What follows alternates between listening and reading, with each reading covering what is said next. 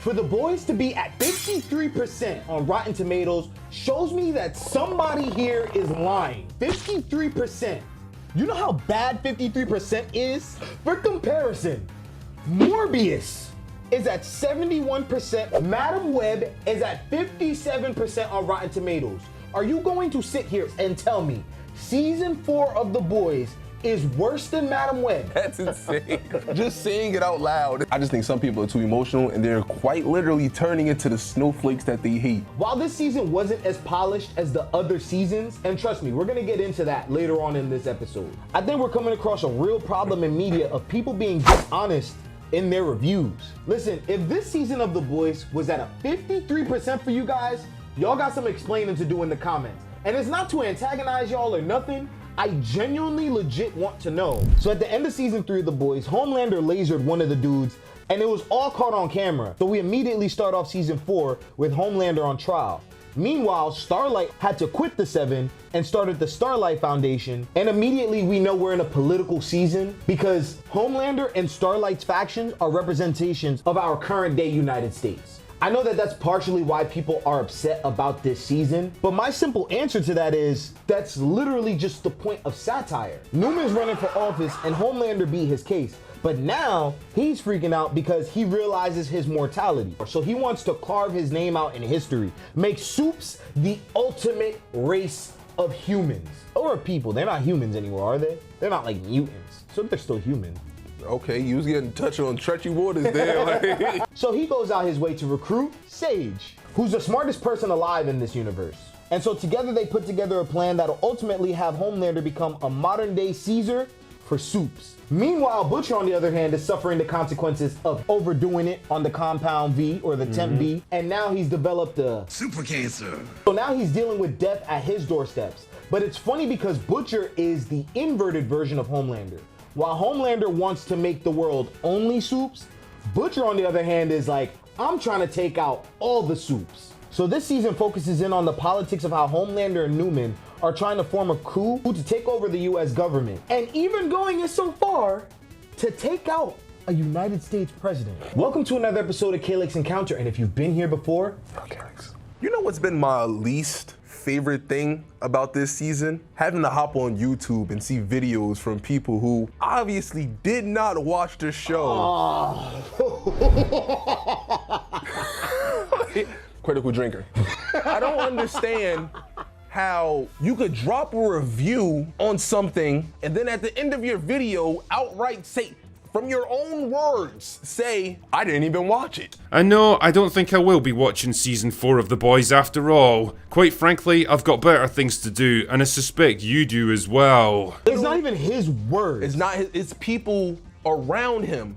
So he's literally spewing something that he heard from someone else. Lauren Chen is another channel. She had a grievance with Sage, and in the video said Sage doesn't show attributes of being smart. And her superpower is literally that she is the smartest person on the planet. The actress who plays Sister Sage is, of course, a Black woman. At best, she is mildly competent. Like, I'm not saying that she's a dumb character, but her level of intelligence, from what we've seen at least, isn't that she's like some Tony Stark level genius. It's no, she's just like a loser who sits at home reading books. Literally not realizing that the entire first episode is Sage literally playing a board game with every single character on the show. She was basically upset that she didn't sit down and say, what's 120 times 19? That's what she's upset. So ass. That's what she wanted. Sage was on her anime timing. When I say anime smart, I'm thinking the Aizen, the Lelouches.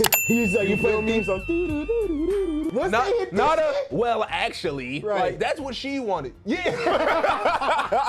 Somebody was mad because Frenchie was gay. Like, this is a new development. Real Boys fans that's been watching, we understand Frenchie has been gay this entire time. Bro was literally in a throuple with the old girl. In a poly relationship. With the old girl and a nigga that OD. Oh, and one more thing. Frenchie, who was a character that I was never really enamored with anyway, but yeah, he's gay now, or at the very least bisexual, which for a lot of people was kind of upsetting. Gayness aside, he's had this building tension with Kimoko for like 3 seasons, and now I guess that's down the drain. I think the culture war shit is ruining the way that we consume media. I don't know if it's because we have more access to media, and so therefore, since we're constantly seeing like political shit in our face, people are having issues with political stuff in films and TV. I don't want to see shit certain times. But also, I'm not about to sit here and act like movies and television and media in general never tackled these topics. The Boondocks was fucking political as shit. Jesus was black, Ronald Reagan was the devil, and the government is lying about 9/11.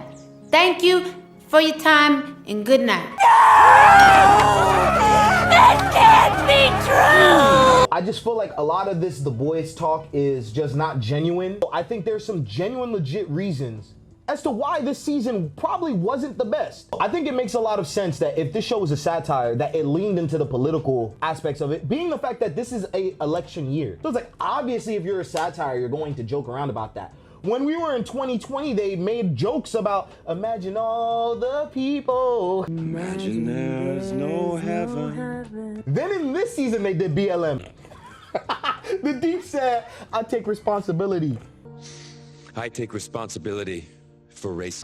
Yo, he's stupid. Yeah, everyone's getting made fun of. So what are we doing? It's a very vocal minority. This season was really just a setup for the next season. And I know that's gonna sound like a cop-out, but it's like, it has a lot of planning and preparation to do. Now, a bad thing that this show does this season is that it doesn't follow through with a lot of the subplots. A lot of people were mad that Frenchie was gay.